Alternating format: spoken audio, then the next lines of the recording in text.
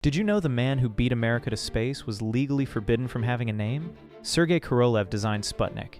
He put the first human being into orbit. He outpaced the American space program at nearly every major milestone.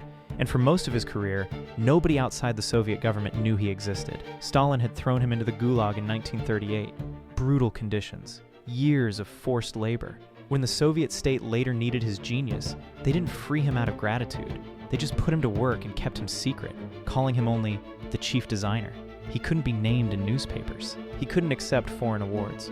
When NASA wanted to know who was beating them, Soviet officials said nothing.